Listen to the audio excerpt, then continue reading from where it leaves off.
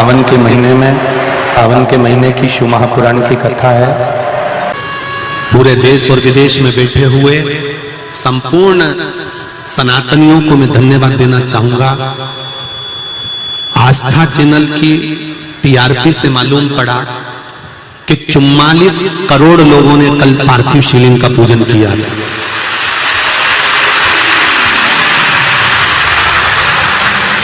44 करोड़ भारतीयों के घर में शंकर भगवान का शिवलिंग बना था।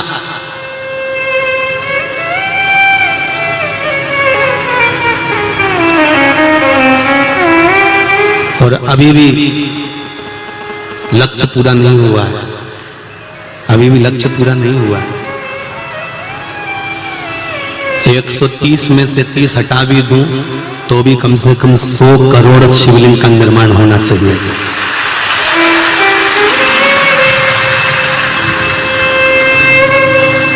निंदा करने वाले निंदा करते रहेंगे, अपशब्द कहने वाले अपशब्द कहने लगेंगे, उंगली उठाने वाले उंगली उठाते रहेंगे। कई ऐसे भी होंगे जो कह देंगे अरे पार्थिव शिवलिंग कोई रात को बने हैं क्या, विसर्जन करे हैं क्या, ऐसा हो क्या। तो पहले इनसे कह दो तुम्हारे माता पिता से पूछ के आओ तुम्हें पैदा क्यों करा। अरे हमने एक चावल का दाना अगर शंकर जी के मंदिर में चढ़ाया है, एक बेलपत्र हमने शिव जी के मंदिर में समर्पित करी है, एक धतूरा हमने शंकर भगवान को चढ़ाया है, एक लोटा जल हमने शंकर भगवान को चढ़ाया है, एक लोटी दूध की हमने शिव जी को समर्पित करी है। तो हमको भूल जाना चाहिए कि हमने शंकर भगवान को क्या दिया। फिर देवादिदेव महादेव आपको क्या देते हैं ये देवादिदेव महादेव ही जान सकते हैं। वो कितना देंगे ये वो जान सकते हैं। ब्राह्मण को दक्षिणा दी, ब्राह्मण को तिलक लगाया, ब्राह्मण को वस्त्र दिए, ब्राह्मण को आभूषण दिए। उसके बाद हमको नहीं सोचना कि हमने ब्राह्मण को जो दिया वो एक बार देने के बाद भूल जाना है। फिर ब्राह्मण देवता आपको क्या आशीर्वाद देते हैं, ब्राह्मण देवता क्या आपको आशीर्वाद के स्वरूप प्रदान करते हैं, ये ब्राह्मण देवता ही जान सकते हैं। थोड़ा दुख आए, तकलीफ आए, कष्ट आए, थोड़ी रुक लो। स्पीड ब्रेकर देखें, गति अवरोधक। स्पीड ब्रेकर को देखकर अगर स्पीड में ब्रेक नहीं लगाया तो गाड़ी का एक्सीडेंट निश्चित है। कहीं खड्डे में जाकर गिरे पड़े होगे, कहीं जाकर गिर गए होगे, उठ नहीं पाओगे। स्पीड ब्रेकर कहता है कि मुझे देखकर गाड़ी को रोक लीजिए। उसी तरह चलती हुई गाड़ी है, खूब जोरदार जिंदगी जी रहे हो, खूब एंजॉय कर रहे हो, आपका जीवन आप अलमस्त होकर जी रहे हो। पर शिव महापुराण की ये कथा स्पीड ब्रेकर का काम करती है कि थोड़ी देर रुककर शंकर की भक्ति को कर लो, नहीं तो कहीं उछल कर दूर जाकर नहीं फेंका जाओ। अहंकार में, काम में, लोभ में, आसक्ति में, वासना में, तृष्णा में कहीं पड़े ना मिल जाए। अरे भाई, जिसकी जिस चीज में रुचि होती है हम उसका वही नाम रख देते हैं जो चीज वो रखता है अपने पास। जो दूध लाकर देता है उसको क्या कहते हैं, दूध वाला। जिसकी कपड़े की दुकान और कपड़ा भरा पड़ा, बोलते जाओ, जमीन का बड़ा बड़ा, अरे बोलो बोलो, कबाड़े वाला। जिसके यहां रद्दी रद्दी भरी, अरे बोलो रद्दी वाला। जिसके यहां सब्जी के ठेले की ठेले और बोरे की बोरे भर के रखे, सब्जी वाला।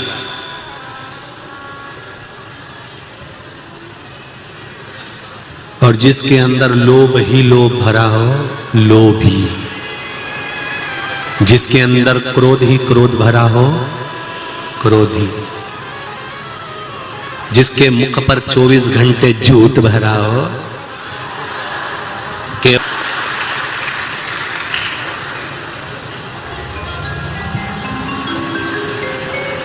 एक संत काशी में गंगा जी नहाकर आ रहे थे। पास में से चंडाल निकल कर गया। चंडाल निकल कर गया तो उसका कपड़ा संत को छू गया। संत को छुआ, संत को गुस्सा आ गया। संत को गुस्सा आया, राम राम राम राम राम राम राम, अब मुझे वापस नहाना पड़ेगा, अब मुझे वापस नहाने जाना पड़ेगा। इतने में चंडाल बोला, गुरुजी आप बाद में नहा लेना, पहले मुझे नहा लेने दो जाके। क्यों, तू नहाया नहीं था? चंडाल बोला मैं नहा के आ ही दिया था।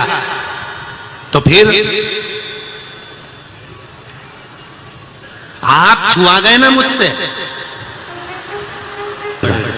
संत बोले चंडाल तू है तो नहाना मुझे पड़ेगा कि तुझे पड़ेगा? इतने में चंडाल बोला, गुरुजी जिसके अंदर इतना क्रोध भरा हो, इतनी बेईमानी भरी हो, इतनी निंदा भरी हो, अगर वो छूकर चले जाए तो पहले गंगा मुझे नहाना पड़ेगा। तुम्हें गंगा नहीं नहाना है, गंगा मुझे नहाना। मैं तो चंडाल हूं और छू गया तो इतना दोष नहीं लगेगा, पर शिव महापुराण की कथा कहती है जिसने जो संजो कर रखा, जिसने जो संभाल कर रखा, जिसमें जिसकी जो रुचि थी उसका नाम वो पड़ गया। दूध रखा तो दूध वाला, कपड़ा रख वाला, सब्जी रखी तो सब्जी वाला। तुमने क्रोध रखा तो क्रोधी, लोभ रखा तो लोभी, अहंकार रखा तो अहंकारी। और यदि भगवान को अपने भीतर रख लिया तो भक्त बन जाता है, फिर उसको कहीं भटकने की जरूरत नहीं पड़ती। भटकने का काम नहीं है, फिर तो उसको परमात्मा की भक्ति प्राप्त हो ही जाती। शिव कथा कर रही है, 6 सूत्र हैं, उसमें 6ठे नंबर का जो सूत्र है वो सूत्र कहता है कि अगर कुछ भी नहीं कर सकते तो शंकर के प्रति समर्पित हो जाओ। शंकर के प्रति समर्पित कैसे? देवर्षि नारद ने कहा, ना शंकर की कभी हमें निंदा सुनना है, ना हमें शंकर की कभी निंदा करना है। शंकर की ना निंदा सुनो, ना शंकर की निंदा करो। शंकर के भक्त की ना निंदा सुनो, ना शंकर के भक्त की निंदा करो। जीवन में अगर मौका मिल जाए तो शिव आराधना का इससे सुंदर कोई साधन नहीं है कि हम ना निंदा करेंगे ना निंदा सुनेंगे। कि निंदा नहीं सुन लेनी तब तक चाहे भी हमारा घुट में नहीं उतरे।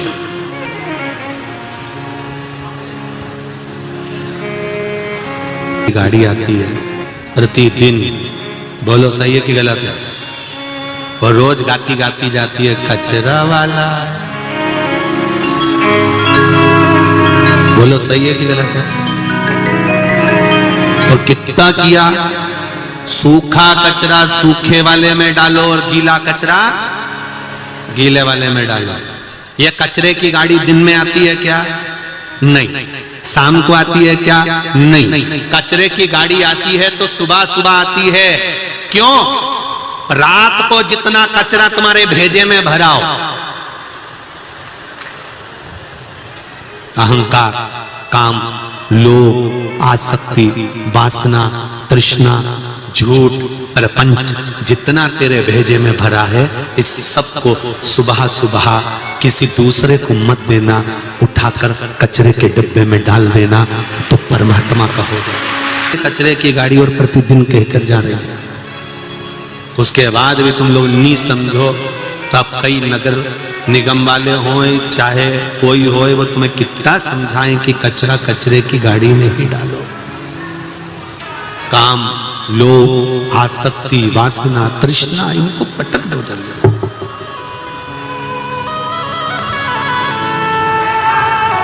से शिव के प्रति समर्पित हो गया।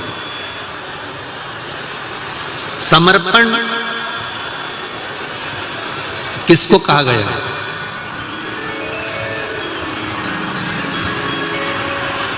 समर्पण का मतलब क्या?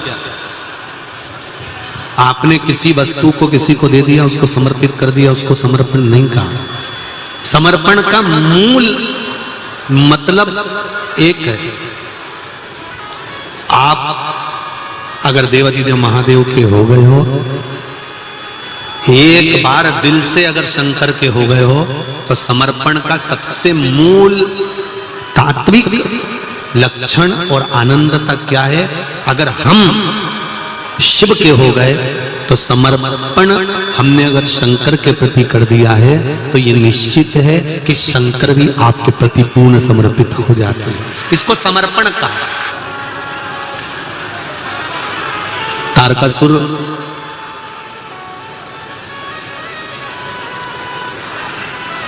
जिसने ब्रह्मदेव से वर मांगा था कि अगर मरूं तो शंकर भगवान के पुत्र के द्वारा मरूं।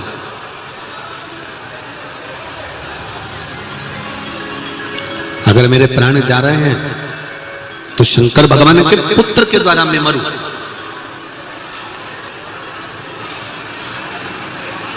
और ये मृत्यु नहीं मांगी है पुराण के अनुसार, तो ये तो शंकर भगवान से वर मांगा जा रहा है कि मेरे मरते मरते भी, मेरे प्राण छूटते छूटते भी मैं आपके पुत्र का दर्शन कर लूं। और पुत्र कब आएगा?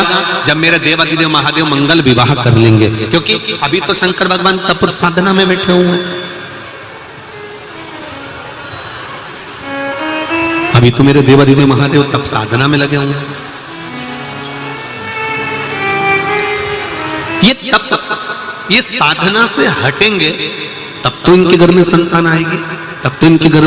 तो मांगा भी ऐसा कि मेरे घर में ऐसी कृपा हो कि तारकासुर कह रहे हैं कि अगर मेरे प्राण छूटे, अगर मेरे प्राण जाएं तो मुझे वर दीजिए, ऐसा वर प्रदान कर दीजिए कि शंकर भगवान के पुत्र के द्वारा मेरे प्राण छूटे। अब एक को माइक देंगे ना तो बहुत सारे खड़े हो जाएंगे। चलो बोलो बोलो, देव माइक दो। आप समर्पित हैं।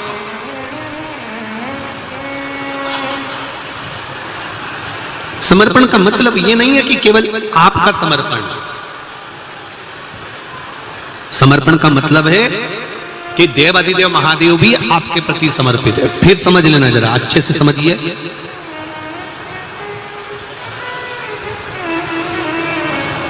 बेलपत्र जब हम शिव जी को चढ़ाते हैं तो शंकर भगवान को चढ़ाते समय इस बेलपत्र की जो डंडी होती है, जब हम भगवान देवादिदेव महादेव को समर्पित करते हैं तो डंडी का भाग आपकी विपरीत दिशा में होता है। जब हम कोई कामना ना करते हुए बेलपत्र को समर्पित करते हैं तो डंडी का भाग विपरीत होता है। पर जब हमारी कोई कामना होती है, हम कुछ भगवान से अगर लेना चाहते हैं, मांगना चाहते हैं, भगवान से हम कुछ कहना चाहते हैं, डंडी का मुख अशोक सुंदरी की ओर हो जाता है। कहां कर देते हैं फिर डंडी को? जम के बोलो जरा।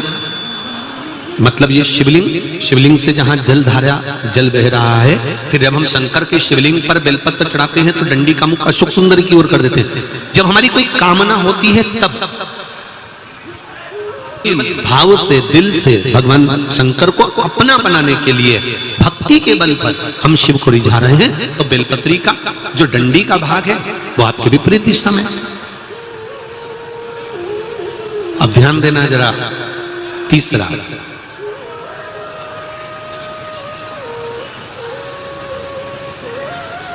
शंकर भगवान को जो बेलपत्र चढ़ती है वो उल्टी चढ़ती है। सब लोग ऐसे ही चढ़ाते हो ना? चिकना चिकना सा भाग है, ये शिवलिंग की ओर होता है, ठीक है। पर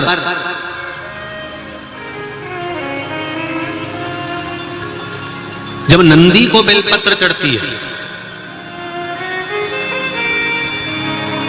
जब नंदीश्वर को बेलपत्र चढ़ती है, तो वो बेलपत्र उल्टी नहीं चढ़ती, वो बेलपत्र सीधी चढ़ती है। कारण आसन के ऊपर कोई बैठ रहा है तो आसन उल्टा बिछाओगे कि सीधा बिछाओगे? बोलो बोलो जम के। सीधा बिछाओगे ना? तो नंदी पर हम जब बेलपत्र चढ़ाते हैं तो बेलपत्र उल्टी नहीं चढ़ाना। नंदी पर जब हम बेलपत्र चढ़ाते हैं तो सीधी चढ़ाते हैं। उसका कारण क्या है कि नंदी पर भगवान शंकर आसन लगाकर बैठते हैं तो हमारी बेलपत्री का सुख उनको प्राप्त हो जाए।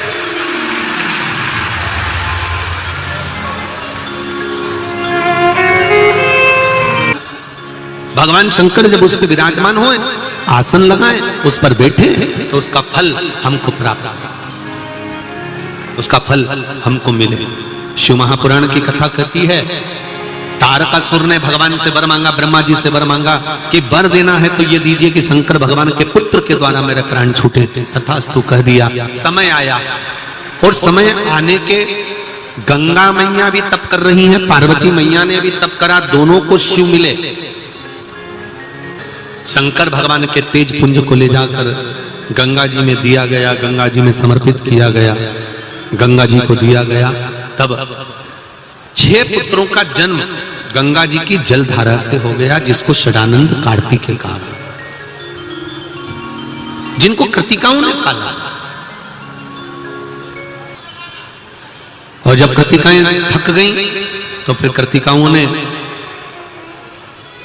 गंगा मैया से विनती कर कर हाथ में जल लेकर इन 6 पुत्रों को एक कर दिया, तो मुख तो 6 रह गए, शरीर एक हो गया। आप लोगों से पहले भी कहा, आज फिर कह रहे हैं, गर्भ में अगर संतान है और आपको लग रहा है कि ये संतान, जैसे एक पत्र आया है, देखिए, भाई नहीं है, 3 चाचा की बेटी हैं, चाचा अपंग है, संतान, चाची अब नहीं। मैं सबसे बड़ी बहन हूं, चाचा की सबसे बड़ी बेटी दिव्या को 4 महीने का गर्भ ठहर गया था, जिसमें सोनोग्राफी करवाई तो डॉक्टरों ने बच्चा रखने के लिए बिल्कुल मना कर दिया था कि बच्चे के हृदय में छेद है, श्वास नली सिकुड़ी हुई है, बच्चे की मानसिकता ठीक नहीं होगी, रोगीला होगा और बच्चा जीवित नहीं रहेगा।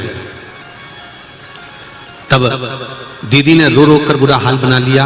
सुनते ही उसने जिद की कि अबॉर्शन नहीं करवाना है, क्योंकि संतान बड़ी मुश्किल से हुई है। कई वर्षों के बाद तो संतान हुई, और वो भी ऐसी हुई कि हृदय में छेद है, अपंग है, तो उसका ऑपरेशन तो नहीं कराना। इतने में कहा धारण कर ले। जीजी ने पशुपति व्रत किया, सीहोर कुबरेश्वर से जाकर एक रुद्राक्ष लेकर आई, मांगकर उसका पानी पीना शुरू किया। फिर 9वें महीने में डॉक्टरों ने कहा कि यह बच्चा हृदय में छेद है और सिकुड़ी हुई आहार नली है, यह बच्चा बचेगा नहीं। कह दिया इसका ऑपरेशन जरूरी है, इसको निकाल दीजिए। गुरुजी 21 जुलाई 2022 को शंकर जी की कृपा से शिव पुराण के सुनने के लिए 3 दिन पहले ही बाबा की कृपा से उस बालक का जन्म हो गया, और बालक पूर्ण तरह से स्वस्थ है। उसकी सारी रिपोर्ट मैं लगाकर भेज रही हूं। उसकी पूरी रिपोर्ट, बच्चे की नली सिकुड़ी हुई है, छेद हो गया है, बच्चा बचेगा नहीं, बेकार हो जाएगा। पर देवाधिदेव महादेव की कृपा से रुद्राक्ष का जल और पशु स्वस्थ कैसे हो सकता? तो ये तो अकाल मृत्यु वो मरे जो काम करे चंडाल का, काल उसका क्या बिगाड़े जो भक्त हो महा शिव की उपासना। अब दिल से करो तो। आप कहते हो कि बेलपत्र आपने समर्पित करी, आप कहते हो शंकर भगवान को चावल आपने समर्पित करा, आप कहते हो शंकर भगवान को धतूरा आपने समर्पित करा, आप कहते हो शंकर भगवान को जल आपने समर्पित करा, आप कहते हो शिव जी को दूध हमने चढ़ाया है। मेरी जीजियों, मेरे भाई, मेरी बहनें, एक बात स्मरण में रखना, शंकर के मंदिर में जल चढ़ाने तुम जाते हो, पर शंकर के मंदिर में जब जल चढ़ाने जाते हो, तुम्हारे चरण में, तुम्हारे पांव में शंकर भगवान के उस मंदिर की रज चिपक कर तुम्हारे घर तक जब जाती है, तो तुम्हारे ना जाने कितने घर के लोगों का कल्याण कर देती है।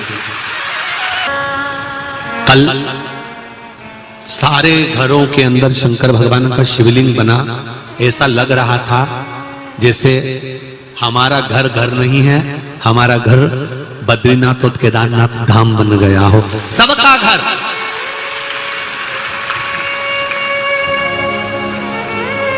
बद्रीश्वर केदार, आप दिल से उसको रिझाओ तो, आप दिल से उसको समर्पित तो करो। होता है कि हम शिव जी को ये दे रहे हैं, और शिव महापुराण की कथा कहती है शंकर भगवान को हम नहीं देते, हम भगवान शिव को कुछ समर्पित नहीं करते। क्या दे रहे हैं हम भगवान शंकर को? हमने भगवान शिव को दिया क्या?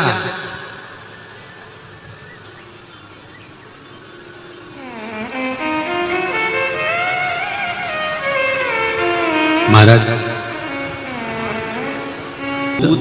हम शंकर भगवान को देते हैं, वो बछड़े ने पहले झूठा करा। तेरी पुष्प लेकर आ, उस पुष्प को भौरे ने झूठा कर दिया, तो भी हमने शिव जी को चढ़ा दिया। जल झूठा, दूध झूठा, फूल झूठा, जो मिठाई बनाई उसको मक्खी ने और चींटी ने झूठा कर दिया, वो भी झूठा। तो भगवान शंकर से इतना तो कह सकते हो कि मृत्यु लोक में मेरा जन्म हुआ है। यह मत सोचना कि मैं सत्यवादी हूं। अपनी गलती शंकर भगवान को खुद गिनाओ। हम भी झूठे, हम भी। तब पार्वती जी ने उनकी गोदी में लाला दिया, गणेश जी दिए, तब जाकर माता लक्ष्मी पूर्ण लक्ष्मी कहलाई। बोलो सही है कि गलत है? तब लक्ष्मी जी पूर्ण कहलाई। संसार में कौन जन्मा जो पूर्ण हुआ हो? आप पूजन की कितनी भी अच्छी थाली लगा लो, पूजन का सारा सामान जमा लो, पूजन की पूरी तैयारी कर लो, पूजन करने बैठोगे तब एक ना एक चीज रह जाएगी। कारण क्या कारण है? ये मत सोचना कि मैं भूल गई, तुम नहीं भूले हो। ये देवादिदेव महादेव कहते हैं अगर पूजा की थाली में सब कुछ रखा हुआ है, पूजा की थाली पूरी तैयार है, सब कुछ रखा हुआ है, तो वो पूजा की थाली को शंकर कभी स्वीकार नहीं करते। जिसमें थोड़ी सी भी त्रुटि रह गई है, शिव कहते हैं उसको पूर्ण करने में मुझे आनंद की अनुभूति हो।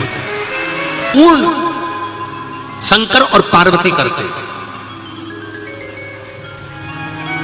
14 साल, 15 साल, 20 साल, 7 साल, 21 साल संतान नहीं हुई। आपने डॉक्टर को दिखा लिया, जगह जगह जाकर होया है। अब एक काम करो, सफेद आंकड़े की जड़ तुमरुका जी का नाम लेकर 21 बार शिव जी के मंदिर में शंकर जी में से घुमाकर कमर में उसी मंदिर में शंकर भगवान का शिवलिंग देखकर बांधो, रजस्वला धर्म के साथ में, और उसको कहकर बांधो अब केवल तू बचा है। और मेरा विश्वास कहता है कि तू जब सारी दुनिया का सुख दे सकता है, लक्ष्मी जी की गोद में गणेश दे सकता है, तो क्या मेरी गोदी नहीं भर सकता है? मेरा विश्वास कहता है कि तू ही देगा और तेरे दरबार से ही मिलेगा और कहीं नहीं जाएगा, कहीं नहीं।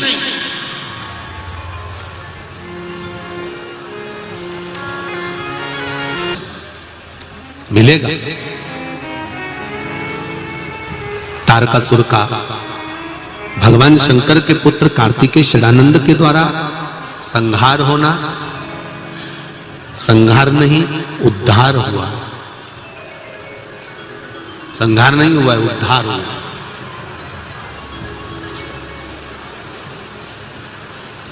सुख की अनुभूति हो, आनंद की। शिव महापुराण की कथा कहती है, भगवान शंकर का पावन चरित्र कहता है, भगवान देवादिदेव महादेव से ये कहिए, भगवान शंकर से ये कहिए कि फूल झूठा, दूध झूठा, जल झूठा, इन झूठी वस्तुओं को जब आप स्वीकार कर सकते हो, तो मेरे जैसे पापी को भी आप स्वीकार कर कर मेरा भी कल्याण कर देना, उद्धार कर देना। ये शिव भगवान श्री गणेश जी महाराज का प्रागट्य माता पार्वती जी के साथ भगवान शंकर और श्री गणेश जी महाराज पधार रहे हैं। जोरदार ताली बजाकर स्वागत करिए। जलवृष्टि अपना काम करेगी, आप शिव आराधना की भक्ति में डूबे रहिए और भगवान की कथा का रसास्वादन दिल से, स्नेह से करने का प्रयास करिए। आप लोग तो फिर भी टेंट के अंदर बैठे हुए हो, जो बाहर छाता ले लेकर खड़े हैं उनको देखिए, जो छत पर खड़े हैं उनका स्मरण करिए कि कितने हृदय से, चित्त से ये सभी लोग कथा को श्रवण करने के लिए पधारे, संपूर्ण जगत का कल्याण करने वाले। श्रावण के इस ये पावन शिव महापुराण की कथा का वस्तुत्व ग्रहण करने का सौभाग्य प्राप्त, भगवान की अविरल भक्ति को प्राप्त कर लिया।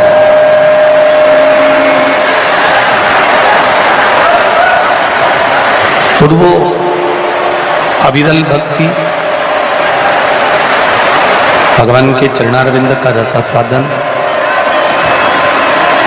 भगवान के चरणों का स्मरण, अनुमोदन कोई साधारण नहीं है।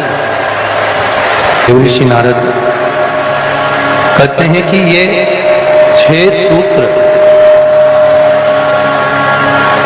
अगर ये 6 सूत्र हम अपनी जिंदगी में धारण कर लेते हैं, 6 सूत्र हम अपने जीवन में उतार लेते हैं, ये 6 सूत्र हम अपने जीवन में अगर धारण कर लेते हैं, तो ये निश्चित है कि भगवान की, शिव की अविरल भक्ति हमको प्राप्त होती ही है। 6 सूत्र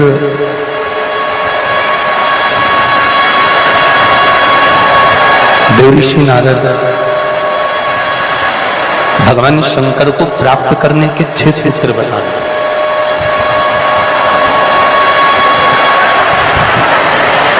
और देखिए,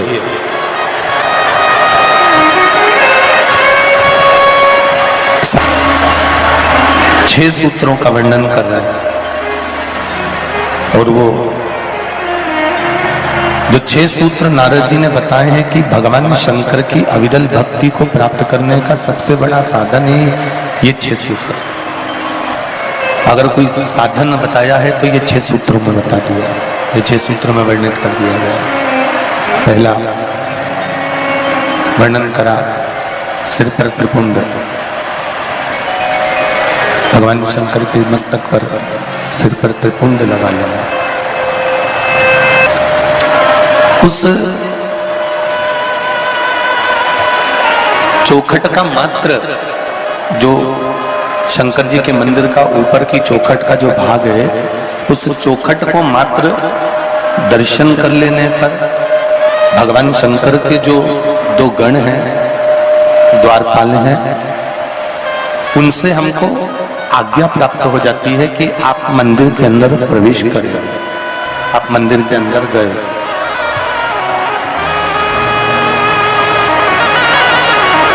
आप मंदिर के अंदर पहुंचे, जो आज्ञा प्राप्त होती है कि मंदिर के अंदर आप प्रवेश कर गए हो, मंदिर के अंदर आप पहुंच गए हो, ये द्वारपाल भगवान शिव से ये कह देते हैं कि ये भक्त इस भाव से मंदिर के अंदर प्रवेश करा। एक बात थोड़ा ध्यान दीजिएगा, अपने जीवन में उतारिएगा, स्मरण करिएगा कि चींटी या एक छोटी सी चिड़िया,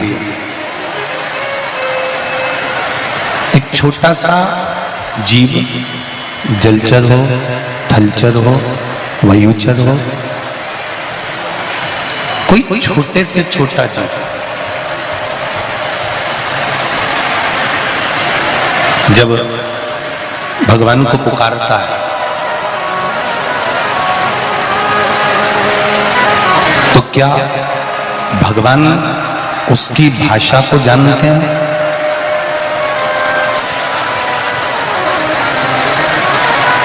शिव महापुराण की कथा कहती है भगवान उनकी भाषा को नहीं जानता, भगवान उनकी वाणी को नहीं जानता, पर इतना जरूर है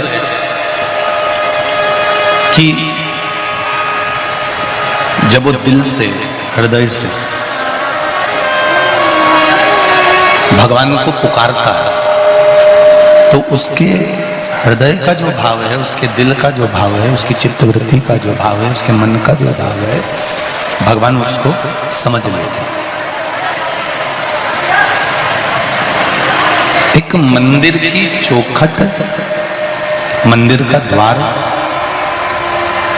मंदिर का दरवाजा,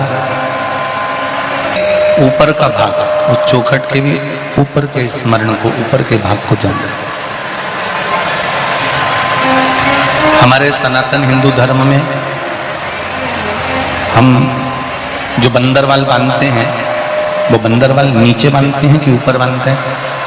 जम के बोलो जरा, ऊपर की ओर बांधते हैं। उस बंदरवाल को हम ऊपर की ओर बांधते हैं, ऊपर उसको बांधते हैं। उस बंदरवाल को हम नीचे नहीं बांधते, उसको हम ऊपर की ओर, ये बक्से सब बंद पड़े हुए। उस बंदरवाल को हम ऊपर की ओर बांधते हैं, नीचे की ओर नहीं बांधते। उसका कारण क्या है? क्या कहती है, बंदरवाल को ऊपर इसलिए बांधा जाता है कि वो हमारे पितरों का, पूर्वजों का, कुल देवी देवताओं का, हमारे स्मरण जिन भगवान का हम नित्य करते हैं उन परमात्मा का,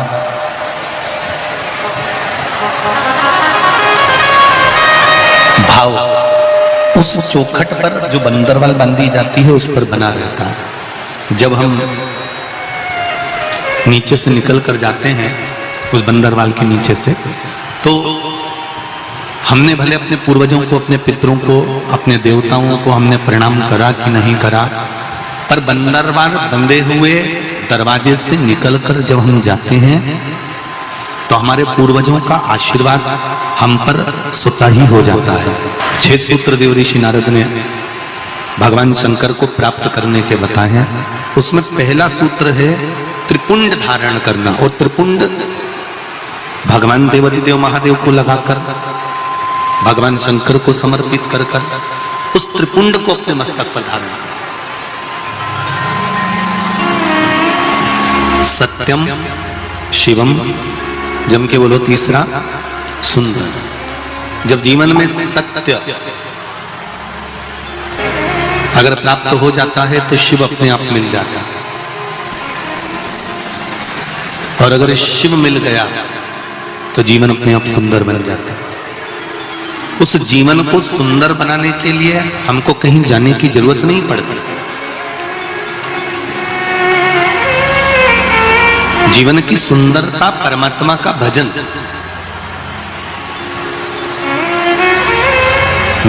शिव कथा कर रहे,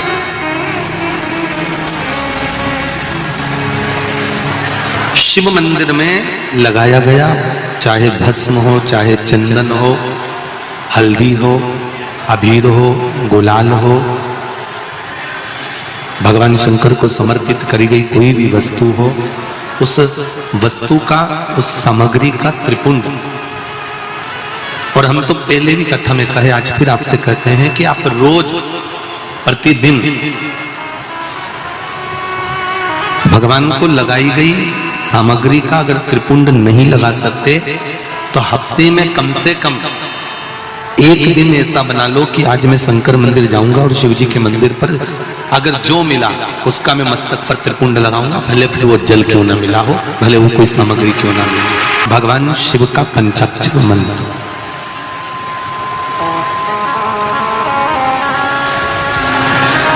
देव ऋषि नारद कहते हैं ये दूसरा सूत्र है। इस दूसरे सूत्र में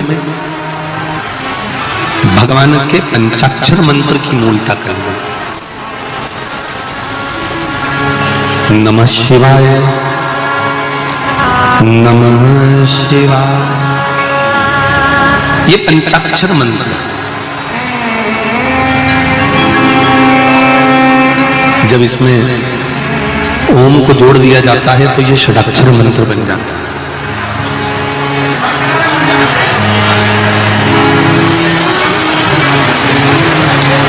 स्त्रियां, नारियां, माताएं जब भी मंत्र का जाप करती है ना, जब भी षडाक्षर मंत्र का जाप करती है तो वो पंचाक्षर से चालू करती है।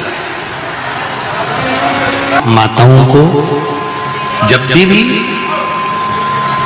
शिव नाम के मंत्र का जाप करना है तो पहले उनको पंचाक्षर से चालू करना पड़ेगा। और अगर पुरुष भगवान शिव के मंत्र का जाप कर रहा है तो उसको षडाक्षर से चालू करना पड़ेगा। समझ लेना जरा अच्छे से एक बार हो, जिससे हमारे से कोई गलती ना हो जीवन।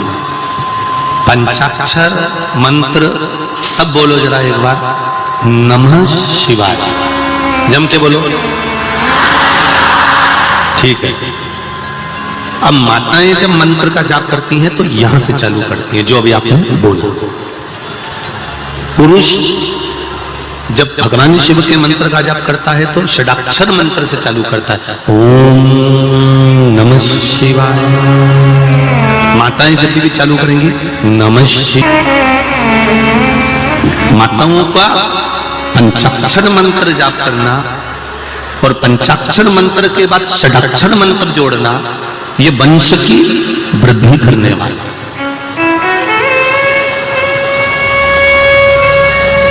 एक और बात अच्छे से समझ लो, किसी का अचानक एक्सीडेंट हो गया,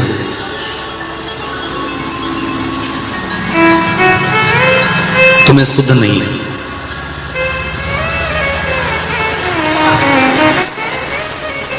तुम्हें भान नहीं है, स्मरण नहीं है,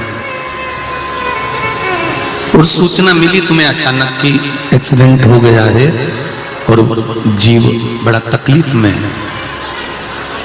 घर के लोगों को अगर मालूम पड़ा है कि एक्सीडेंट हुआ है तो मेरा माताओं से निवेदन है उसी समय पर पंचाक्षर मंत्र का जाप करना प्रारंभ कर देना चाहिए।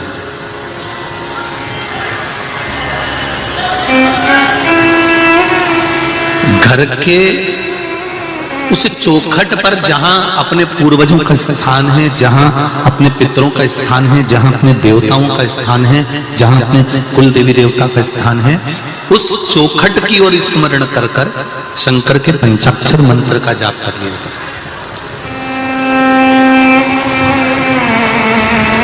ये निश्चित है कि काल की घड़ी से महाकाल उसको निकाल कर वापस ले आएगा, ये निश्चित है।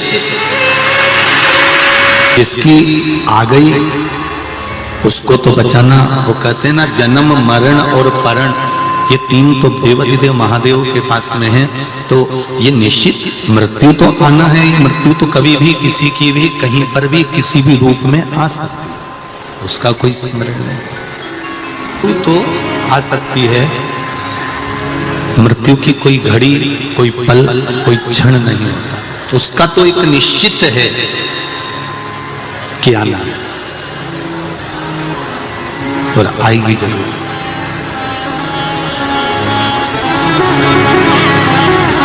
अब कई माताएं जब ये प्रश्न सुनती हैं, प्रसंग सुनती हैं कि स्त्री नारी पंचाक्षर मंत्र का जाप कर लेती है तो अकाल जो घड़ी होती है, जो पल होता है, जो काल का समय होता है, वो टल जाता है। उसका कैसे कारण है?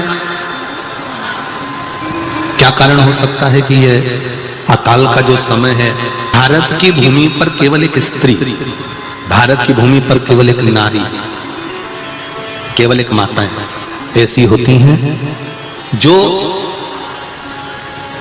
जिनके भीतर भगवान शंकर का आधा स्वरूप नारी के अंदर विराजमान रहता है। भगवान शिव का आधा स्वरूप स्त्री के अंतर्गत रहता है।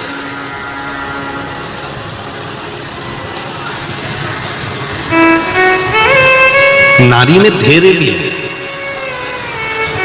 नारी में पीड़ा सहन,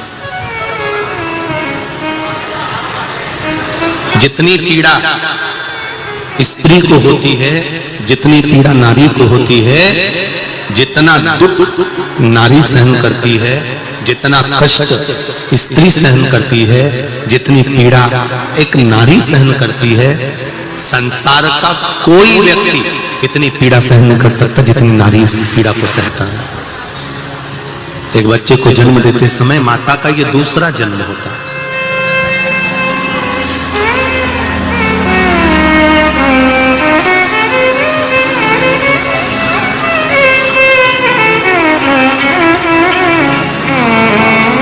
अब नारी में वो शक्ति है, नारी में वो बल है, नारी में वो तप है, नारी में वो साधना है, नारी में वो व्रत, नारी में वो उपासना है, वो बल है, वो शक्ति है, वो तप है, वो साधना है कि नारी जब पंचाक्षर मंत्र का जाप करती है, फिर से बोलिए सब लोग, पंचाक्षर मंत्र फिर से चालू करिए तो आप लोगों को भान हो जाएगा कि कभी भी हम भगवान शंकर का मंत्र जाप करें तो षडाक्षर से चालू ना करें। स्त्री जब भी मंत्र का जाप करे तो पंचाक्षर से चालू करें। अब आप लोग चालू होइए। नमः मंत्र में षडाक्षर मंत्र पीछे जुड़ा हुआ है। फिर स्मरण करिए नमः शिवाय ओम। षडाक्षर मंत्र को पीछे दे दिया।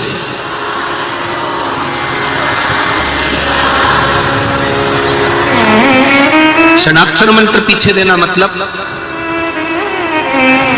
पंचाक्षर मंत्र का जाप जब स्त्री करती है, पंचाक्षर मंत्र का जाप जब नारी करती है, कोई विपदा की घड़ी आने पर देहली पर देखकर अपने पूर्वजों को, अपने पितरों का, अपने कुलदेवी देवता का स्मरण कर कर घटना घट गई, मालूम पड़ गया कि सूचना मिल गई कि उसका एक्सीडेंट हो गया है, उसको ये तकलीफ आ गई है, उसको ये कष्ट आ गया है, और आपने देहली पर शिव का स्मरण कर कर इस मंत्र को, पंचाक्षर मंत्र का भी स्मरण कर लिया, तो वो पक्का है कि कहीं ना कहीं बाबा उसको काल के मुख से बचाकर श्रेष्ठ जगह पर लेगी। इसको कर सकती है नारी, इसको कर सकती है स्त्री।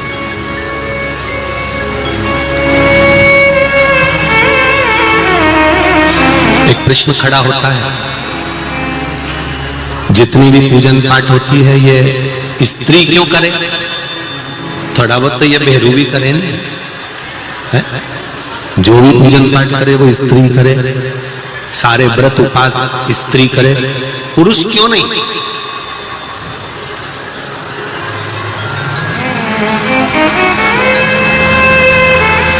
फिर समझ लेना, अभी कथा में कहा शंकर भगवान का आधा स्वरूप, भगवान देव अधिदेव महादेव का आधा स्वरूप संसार में मृत्यु लोक में जितनी स्त्री जन्म लेती है उसमें शंकर भगवान का आधा स्वरूप विराजमान रहता है। इसलिए जब तब संयम धर्म ये स्त्री कर सकती है, पुरुष के बस की बात नहीं।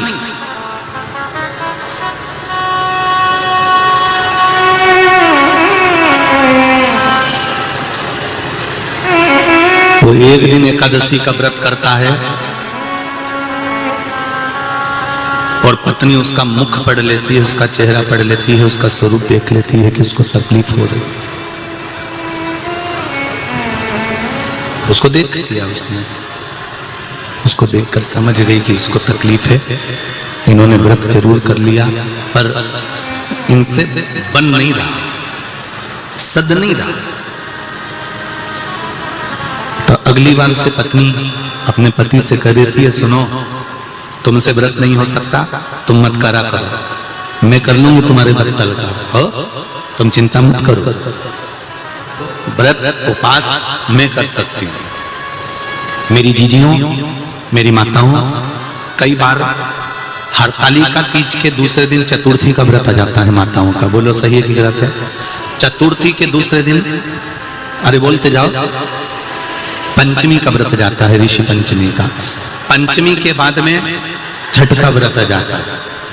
कई बार इससे पहले भी कोई ना कोई व्रत आ जाता है।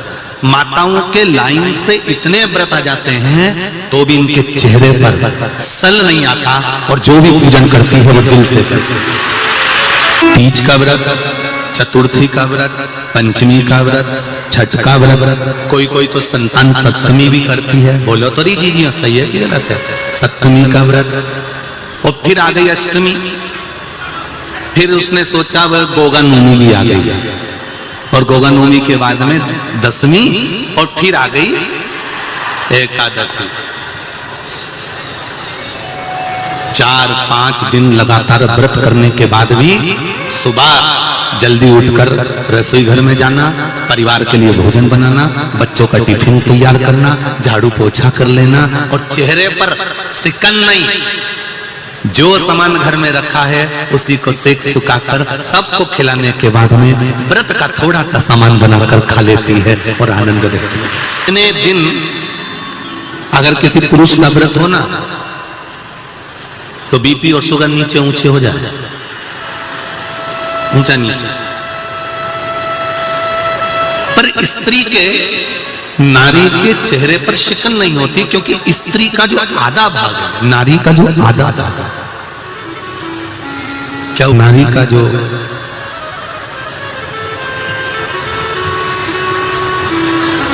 आधा स्वरूप है वो शिव का स्वरूप है, वो शंकर का स्वरूप है।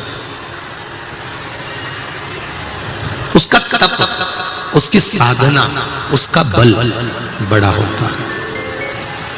इसलिए महाराज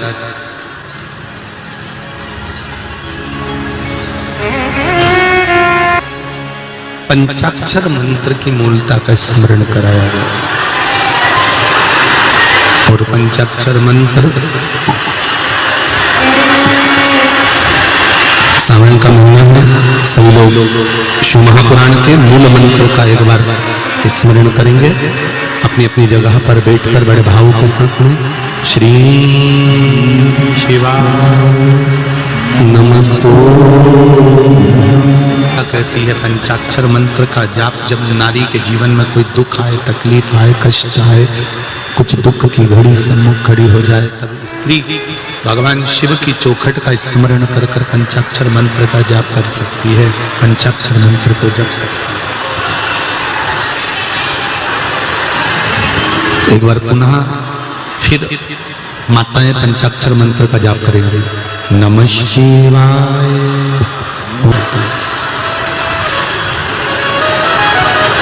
देवऋषि नारद जो वर्णन कर रहे हैं उसमें 6 सूत्र में पहला सूत्र है त्रिपुंड, दूसरा सूत्र है मंत्र का जाप,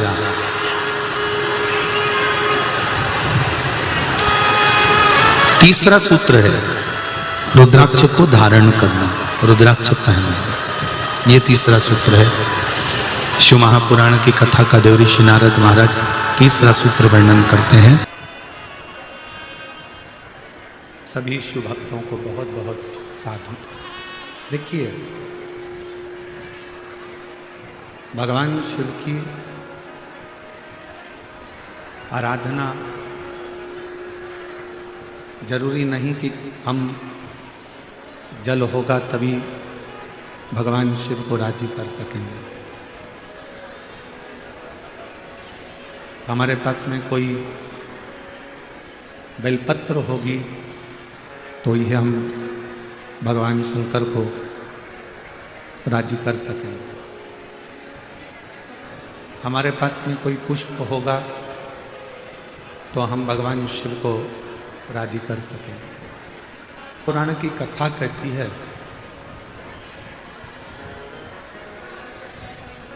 ये सारी सामग्री, पूजन का सारा सामान, ये सब बाद में है। पहले सबसे ज़्यादा अगर कोई जरूरी है, सबसे ज़्यादा यदि कुछ जरूरी है तो वो हमारा दिल, हमारा मन भगवान को समर्पित करना जरूरी है। भगवान शिव को,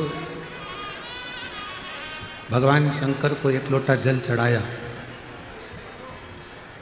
और मालूम पड़े हमारा दिल, हमारा मन वहाँ है ही नहीं, तो फिर जल चढ़ाना कैसे सार्थक हो?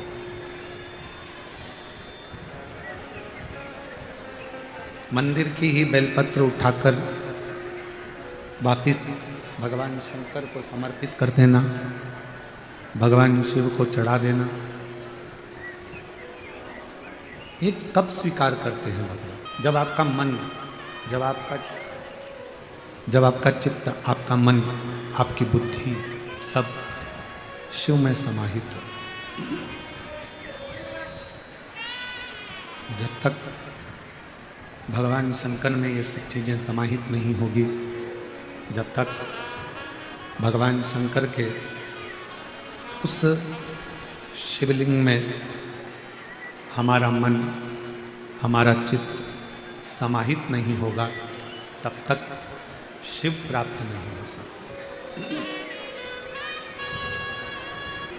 शंकर की प्राप्ति का केंद्र बिंदु है हमारा दिल, हमारा मन, हमारा चित्त।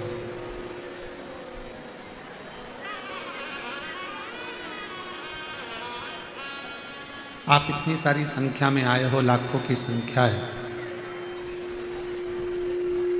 कथा के पहले दिन ही 3.5 से 4 लाख शिव भक्तों ने पंडाल में बैठकर कथा सुनी थी।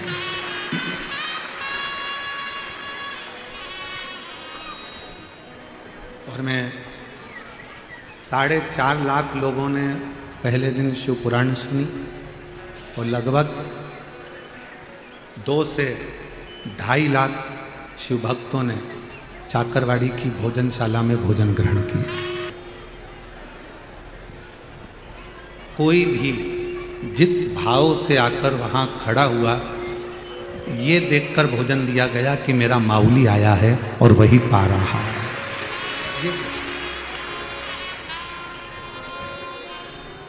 मैं इस पवित्र शिव महापुराण की कथा में संत ज्ञानेश्वर माऊली की इस पवित्र धरा से मैं महादेव महाराज जी आपको, नारायण महाराज जी आप सबको धन्यवाद दूं। बहुत बहुत साधुवाद। केवल भोजन बना लेना एक अलग विषय है, भोजन कर लेना एक अलग विषय है, पर उस भोजन को दिल से बनवाना और दिल से करना। जब भोजन दिल से बनता है तो लोग दिल से पाते हैं, और दिल से पाते हैं तो दिल से दुआ देकर भी जाते हैं कि बाबा ऐसी कृपा सदा बना कर। ये जो भी करुणा है, ये जो भी दया है, जो भी कृपा है, ये एक जन्म की नहीं होती।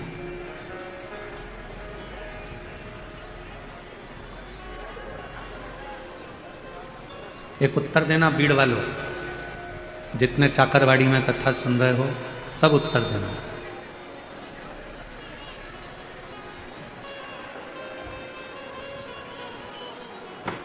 आपको निमंत्रण तब तक दिया जाता है जब तक आप मनुष्य की देह में हो, मानव के शरीर में हो। जब तक आप मनुष्य के शरीर में हो, मानव बनकर जन्मे तो तुमको लोगों ने निमंत्रण भी दिया, कथा में आना, कथा सुनना, कथा में आना, बैठना, कथा श्रवण करना, आना, पधारना। ये कुछ भी नहीं चल रहा है मुझे लग रहा है। पधारना, आना, कथा में पहुंचना, ये निमंत्रण कब तक दिया जाता है? जब तक ये मानव का शरीर है। अभी आप और हम मनुष्य के शरीर में जन्मे हैं, इसलिए कोई हमको बुला रहा है। आप और हम मनुष्य के शरीर में जन्मे हैं, इसलिए कोई आप और हमको कथा में बुला रहा है। मान लो अगला जन्म कुत्ता का हो गया, पशु पक्षी का हो गया, जानवर का हो गया, कोई जीव जंतु का हो गया, तो कोई निमंत्रण देने बुलाएगा क्या? जम के तो बोलो। कोई तुम्हारे यहाँ रहने के लिए आएगा? कोई तुम्हारे यहाँ बोलने के लिए आएगा कि आप हमारे यहाँ कथा सुनने के लिए आए? आप शिव जी को एक लोटा जल चढ़ाने जाना, भगवान की भक्ति करने जाना, भजन करने जाना, आप स्मरण करने जाना, मंत्र जाप करने जाना। मनुष्य का शरीर मिला, मानव का शरीर प्राप्त हुआ, मानव का शरीर मिला तो कोई ने आपको निमंत्रण भी दिया। मानव का शरीर मिला तो आप लोगों को बुलाया भी गया कि कथा सुनो, सत्संग सुनो, मंदिर जाओ, देवालय जाओ, शिवालय जाओ, एक लोटा जल समर्पित करो। अगला जन्म मिलना, क्या मिलेगा, कैसा मिलेगा, ये किसी को नहीं। और फिर अगले जन्म में कोई तुमको बुलाएगा कि नहीं बुलाएगा, अगले जन्म को मालूम। इसलिए मेरे देवाधिदेव महादेव को धन्यवाद देते रहा करो, मेरे शंकर भगवान को बार बार साधुवाद देते रहा करो कि आपने मुझे मानव का शरीर दिया और मैंने सत्संग किया।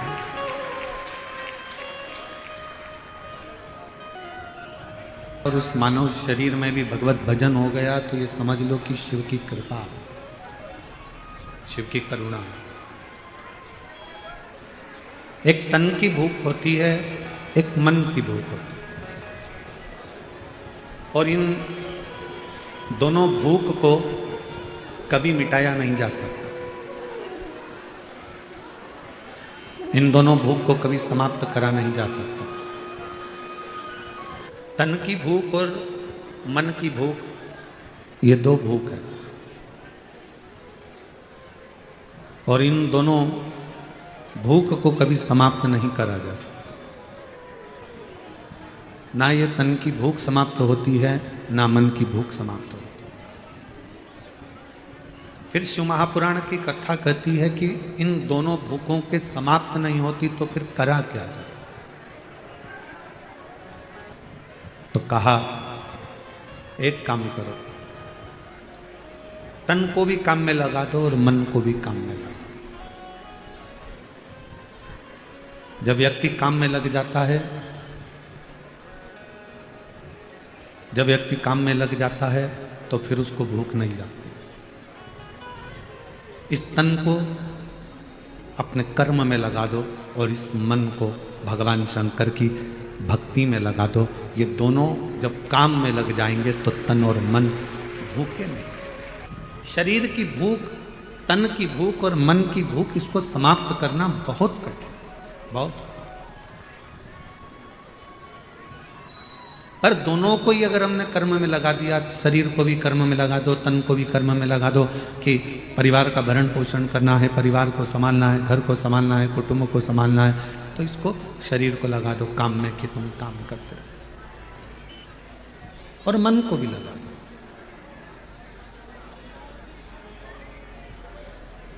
ग्यारह इंद्रियों में सबसे ज्यादा कठिन, चंचल अगर कुछ है तो वो हमारा मन है। 5 कर्मेंद्री, 5 ज्ञानेंद्री, और इन इंद्रियों पर भी सबसे ज्यादा भारी पड़ जाता है तो वो मन है। एक मन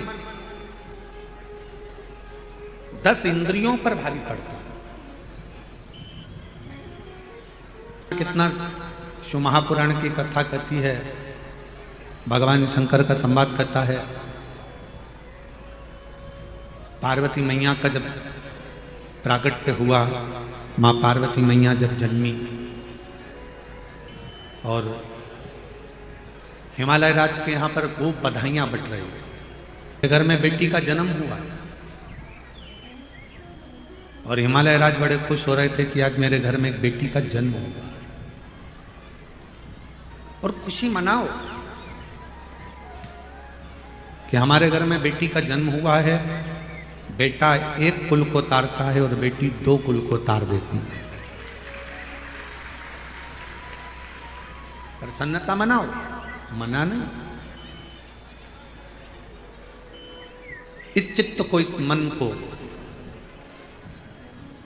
एक बड़ा सुंदर संवाद है कि हमने अपने जीवन को, हमने अपनी उम्र को, हमने अपने भजन में इस मन को कितना लगाया है, हमने कितना इस चित्त को लगाया, हमने कितना इस मन को लगाया। एक गुरुजी यजमान के घर आए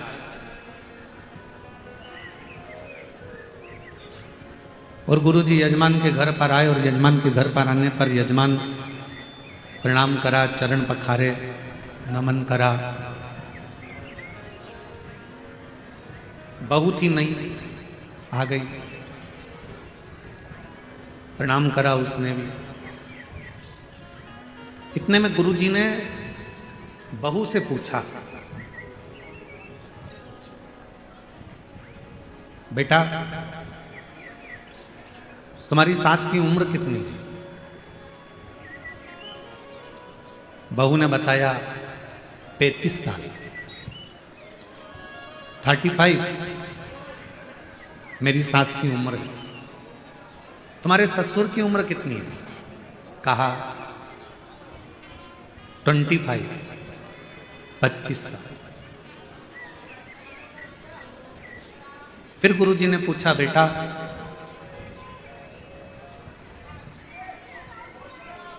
तुम्हारे पति की उम्र कितनी है? कहा कल ही पैदा हुआ है। फिर गुरुजी ने पूछा तुम्हारी उम्र 45 वर्ष। सास को गुस्सा आ गया, खड़ी हो गई। क्यों गुरुजी, मैं तुम्हें क्या 35 साल की दिख रही हूं? इसका ससुर क्या 25 साल का दिख रहा है? इसका पति कल पैदा हुआ तो शादी किसके साथ हुई?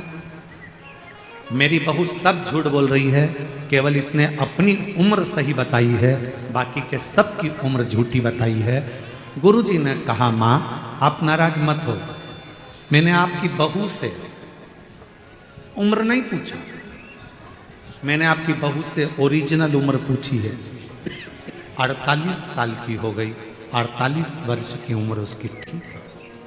और पति से रोज कहती थी चलो सियोर वाला महाराज आया है, कथा चल रही है चाकरवाड़ी में, सही जीवन तो कल से ही चाहिए।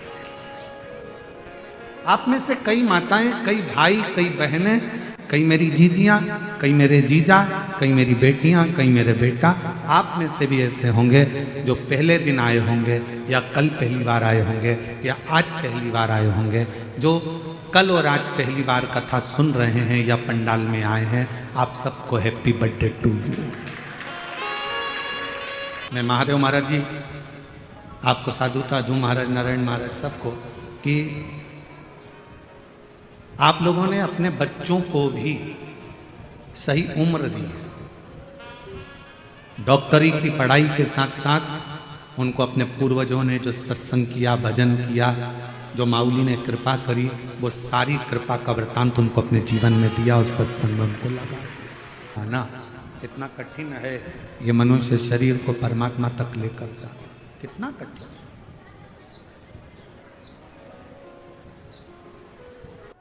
ज्यादा कठिन है ये मन। इसको लगाओ सत्संग में, भजन में, चले जाता है भोजन में। इसको भेज दो सत्संग में, तीर्थ में, चले जाता है फिल्म में। गूगल पर सर्च करो या इंस्टाग्राम पर देखो या व्हाट्सएप पर देखो, बहुत सारी चीजें 24 घंटे आती रहती है। 24 घंटे दिन भर मोबाइल में आती है, रात भर मोबाइल में आती है। अब ये आपके ऊपर आधारित है कि आपको उसमें से क्या ग्रहण करना है।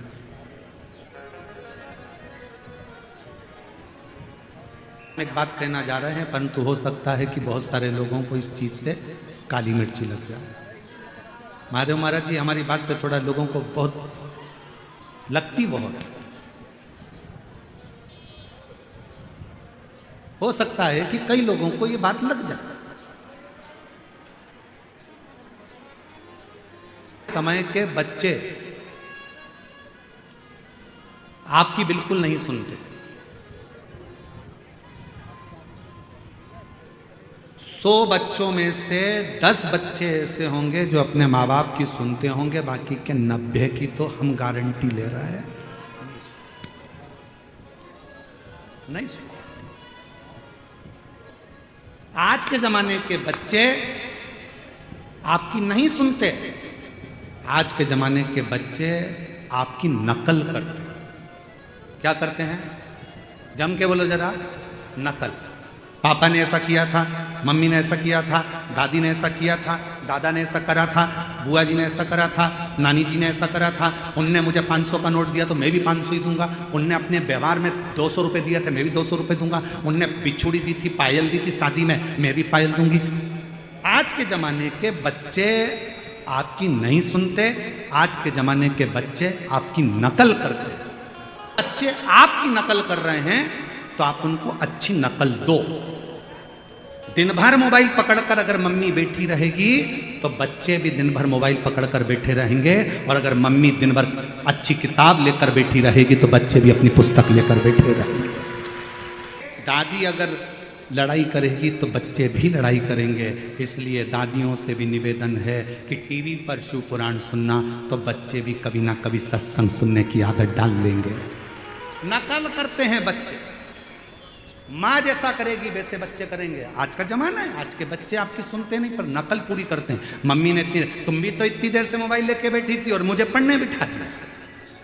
आज के बच्चे कहते हैं बोलो री जीजिए मम्मी तुम भी तो रात को 10-10 बजे तक मोबाइल देखती रहती हो और हमको मना करती रहती हो। बच्चे नकल करते हैं, तुम मोबाइल पकड़ कर बैठोगी तो तुमसे ज़्यादा तुम्हारी औलाद मोबाइल पकड़ कर बैठेगी। तुम दिन भर शॉपिंग करोगी तो तुम्हारी औलाद भी बाइक लेकर जाएगी और मॉलों में शॉपिंग करेगी। तुम अगर 24 घंटे मायके बात करोगी फोन पर तो तुम्हारी औलाद भी फिर टीना मीना गीना नीना से बात करती रहेगी। बस यही जीवन। बच्चे आपको और हमको देख रहे हैं, बच्चे भी सिखा रहे हो तो एक काम करना, रोज आधा 1 घंटा रामायण लेकर, भागवत लेकर, गीता लेकर, शिवपुराण लेकर, ज्ञानेश्वरी लेकर अपने हाथ में लेकर बैठना, तो मुझे उम्मीद है कि आने वाली पीढ़ी भी वो शब्द याद रखेगी, वो भी पकड़े। सुपुत्र के सुपुत्र भी भगवत भजन, जैसे महादेव महाराज जी, नारायण महाराज जी आपके बच्चों से मिले, जैसा आप सत्संग में डूबे हुए हो वैसे ही आपके बच्चे सत्संग में डूबे। आपको सत्संग, महादेव महाराज जी आप लोगों, नारायण महाराज जी आपको सत्संग आपके पिता से प्राप्त हो, पिता को सत्संग उनके गुरु और पिता से प्राप्त हो, और वो जो आपने आपके पिता से सीखा वो आपने अपने बच्चों को दिया, और बच्चे भी आने वाली पीढ़ी को देकर जाएंगे। ये निसंदेह है।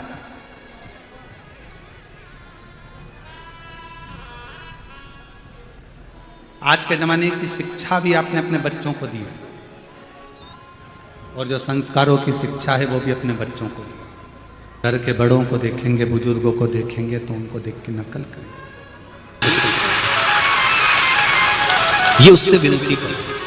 तारकासुर का संहार कार्तिकेय जी ने करा। सदानंद कार्तिकेय माता के पास गए, माता ने कहा कि सदानंद कार्तिकेय तारकासुर को मारो, मना नहीं, पर तारकासुर के हृदय में शिव बसा हुआ, इसलिए हृदय में बाण नहीं लगना चाहिए। तब तारकासुर के शरीर में बाण लगा पर हृदय में नहीं। आनंद कार्तिकेय गणेश और सुख सुंदरी का दर्शन हम सब कर रहे हैं।